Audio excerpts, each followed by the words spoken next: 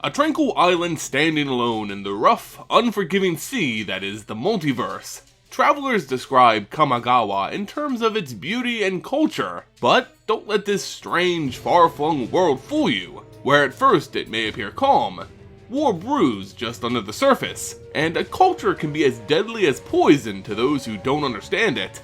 Such is the case of Kamigawa, the topic for this episode of Planar Profiles. Kamigawa, which means River of the Gods or Spirit River in Japanese, is heavily influenced by the culture giving this planet its name. The aesthetic of Kamigawa is that of the feudal era in Japan's history, resulting in art and architecture fitting that time period. This influence can also be seen in the plants and animals of the plain, many of which often taking the appearance of those depicted in ancient Japanese artwork, booming with bright, vibrant colors and sometimes dark, disturbing interpretations. Also, for note, since this plane is based off Japanese culture, many of the names are rooted in that language, a language I know nothing about. So moving forward, if I butcher these names, I'm sorry in advance. Kamigawa's a world split in two, the realm of the mortals and that of the gods. Reiki is the home of the kami, minor gods and spirits which influence the world. Mortals are confined to Utsushio, or the mortal realm, forbidden from ever spoiling the godly world of the kami. Together, these two realms form a sphere that makes up the plane of Kamigawa, a balance as fragile as it is beautiful. The kami are known as great spirits, and each are associated with different aspects of Kamigawa, good or bad. These spirits come in all different shapes and sizes, varying greatly even between those who share the same mana affiliation. While kami and minor spirits all exist in the same realm, some are more powerful and influential than others. Some lesser spirits may be small hag-like creatures, while others are tremendous aspects of the land itself. Some minor spirits include the Baku, benevolent spirits with traits of a lion, said to eat the bad dreams of children. Goryo, a vengeful spirit of a mortal who died in anger or without the proper rites. Kirin, a mystical creature with aspects of a horse, dragon, and a goat. They're known as omens of good fortune and a long life.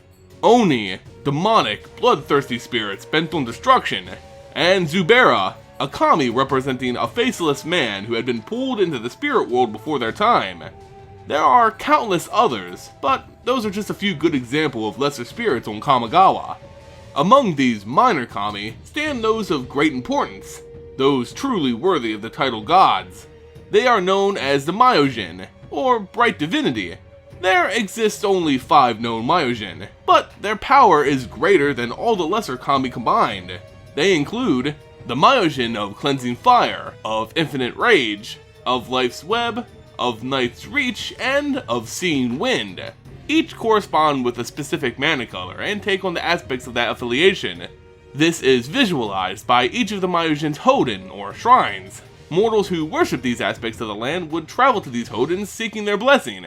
They were depicted in the Kamigawa block as a cycle of uncommon legendary enchantments, also seeing reprints in Eternal Masters. Yet, there's still one kami whose greatness surpasses even that of the combined might of the 5 Myojin. It's known as the Great Kami of all things, Okagachi. It's said that all the kami are in some way part of Okagachi, having sewn the worlds together under his massive presence. From the creation of the world and sky, the great god spread its influence by the lesser kami we know today. When manifest in physical form, Okagachi appears as a vast 8-headed serpent, spanning every horizon of Kamigawa.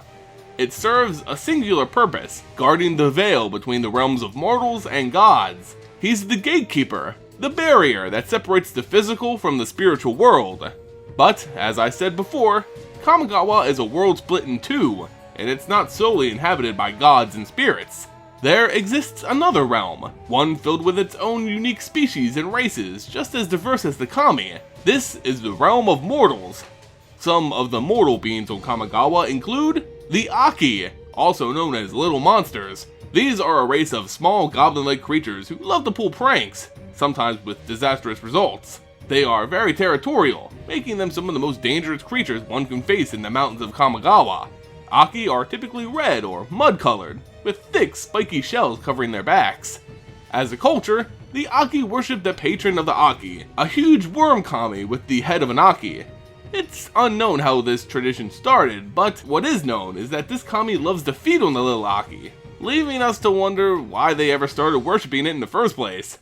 The Kitsune Bito, a race of humanoid foxes who are true to honor and discipline. This race is known for its unique fighting style, using lightning reflexes and deception to outwit their opponents. Yet the Kitsune Bito are also adept at the magical arts, combining a deep understanding of the practice with graceful elegance.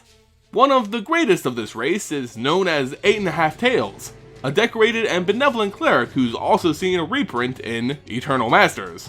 The Nezumi, a race of anthropomorphic rat people who live in the swamps and alleyways of Kamigawa. Many are known to be ruthless bandits, thieves, and assassins, mastering the art of snaking, becoming ninjas. Others of this race of rat folk have become quite gifted in spellcraft, creating their own unique form of shamanism, summoning festerous rot, insects, and plagues to deal with their enemies. The Orochi, a race of, again, anthropomorphic snake people. See a theme starting to arise on Kamigawa? The Orochi share many characteristics with the species they once shared an ancestor with, including forked tongues, scaly skin, and long slender bodies. Yet they've also evolved 4 arms to help them survive in their new environment, the treetops of the Jeskai forest. Despite having similarities to actual snakes, the snake folk of Kamigawa don't share the animal's tendencies, proving to be a race of honorable humanoids. And lastly, we have the Soratami, or moonfolk. This is a very special race unique to Kamigawa that are again fashioned from Japanese folklore.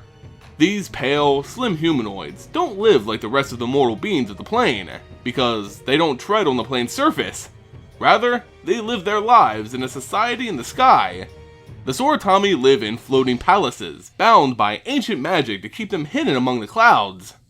They're a brilliant and well-learned race, spending most of their time studying ancient, dusty scrolls, or observing and recording newly discovered knowledge.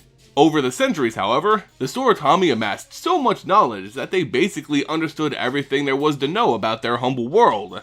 They grew cold, indifferent to the fates of the races living beneath them, including those of the humans, their closest neighbors in terms of intelligence and magical prowess.